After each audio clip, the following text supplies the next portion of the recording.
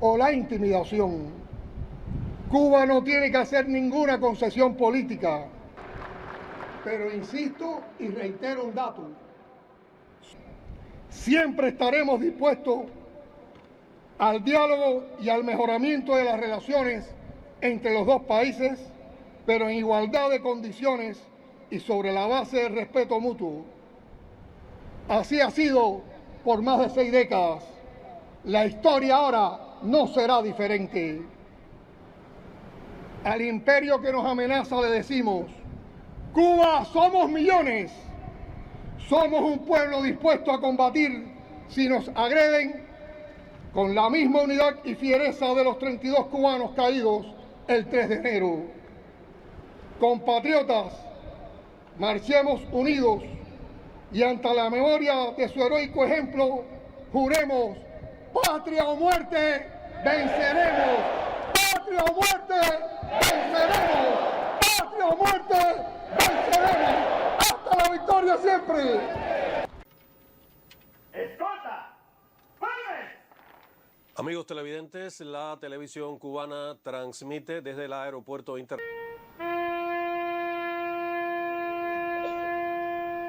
Y los ministros de las Fuerzas Armadas Revolucionarias y el Ministerio del Interior. Honor.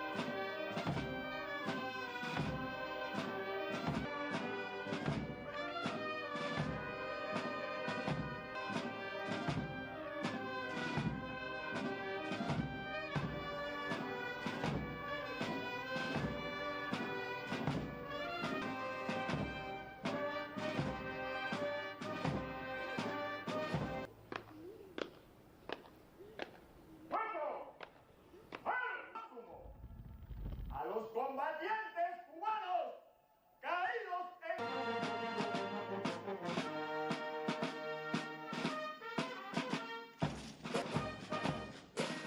en Venezuela right now. Have you spoken to the newly sworn in president there, Rodriguez?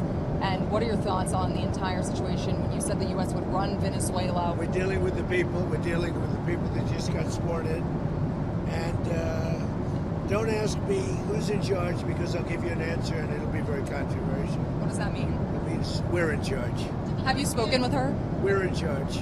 Have you spoken with her? No, I haven't, but other people Do you want have. to? Yeah, at the right time I will. Did the U.S. give Delcy Rodriguez any guarantees in exchange for cooperating with your administration? No, but she's cooperating. Are you going to demand free and fair elections in the short term in Venezuela? Well, it depends. What you're talking. We have to do one thing in Venezuela: bring it back. It's a dead country right now. It's a country that, frankly, we would have been, if I had lost the election, we would have been a dead country.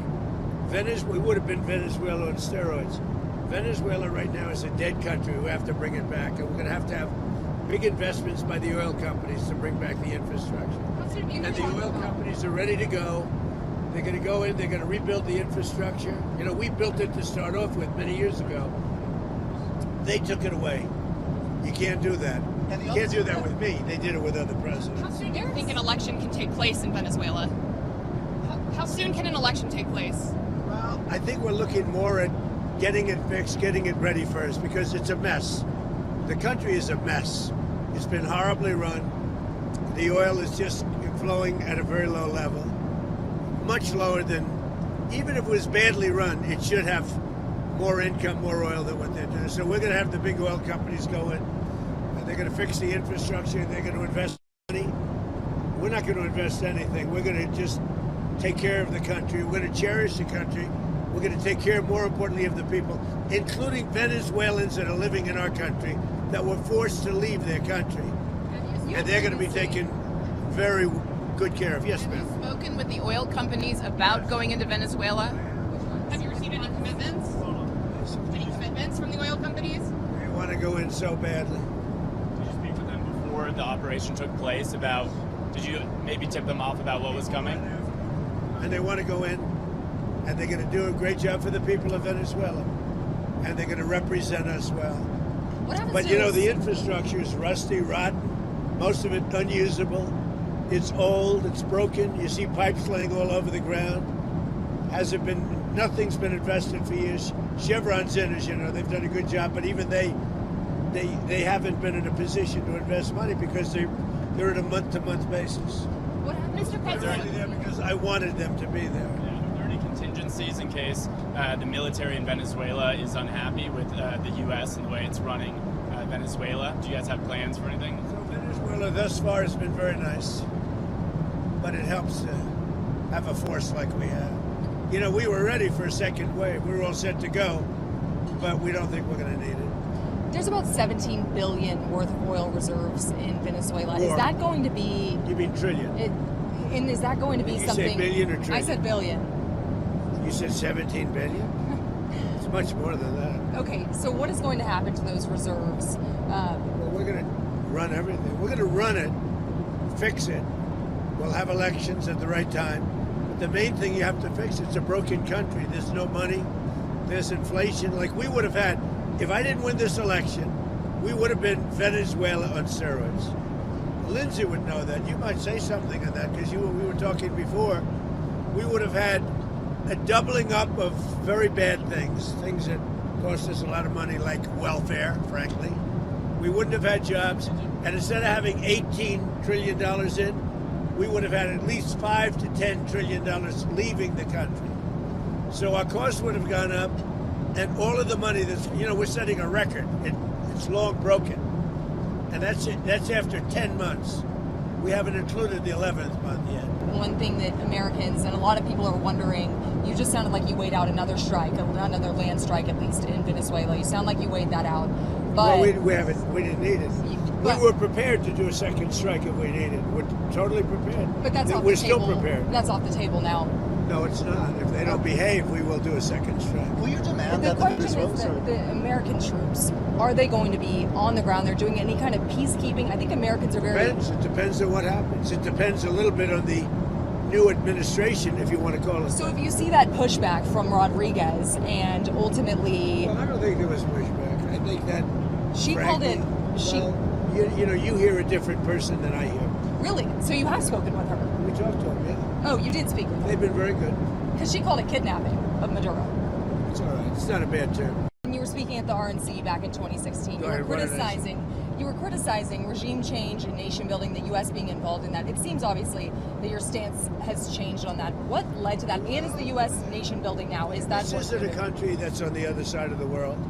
This isn't a country like where you have to travel 24 hours in an airplane. This is Venezuela. It's in our area. The Monroe Doctrine.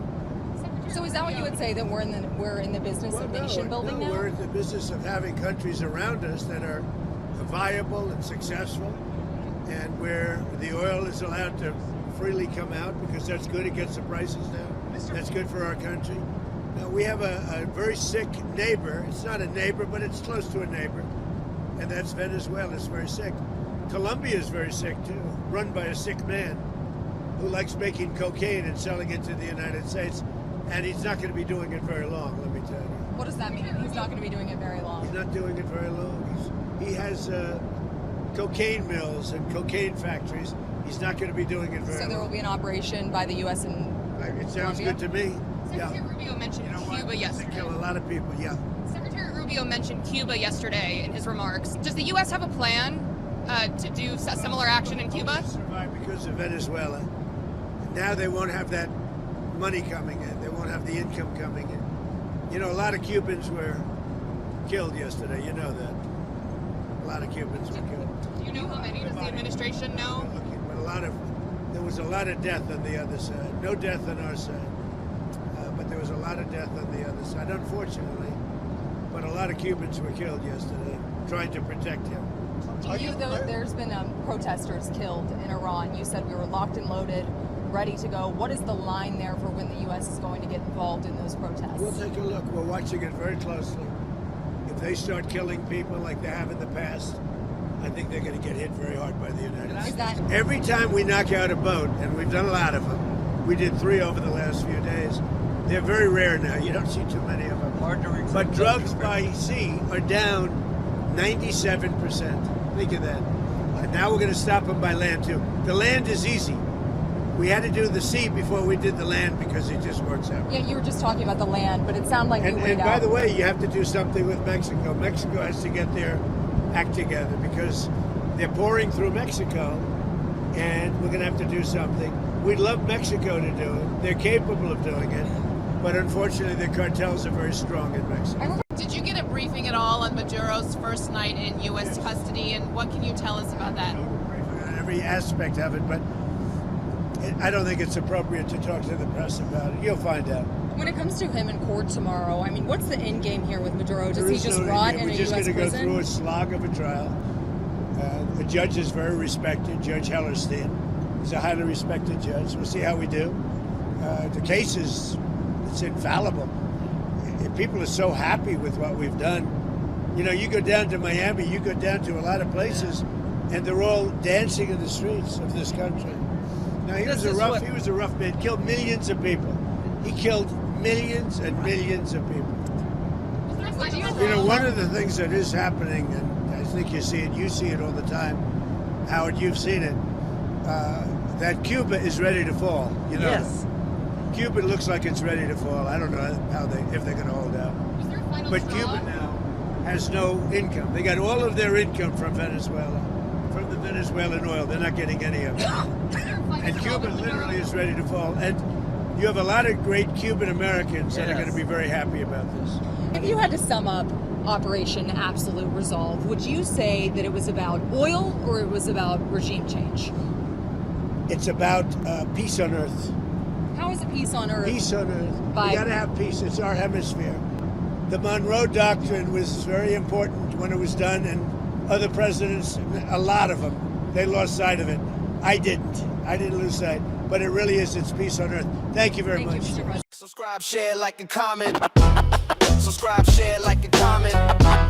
Subscribe, share, like, and comment. Subscribe, share, like, and comment. Subscribe, share, like, and comment.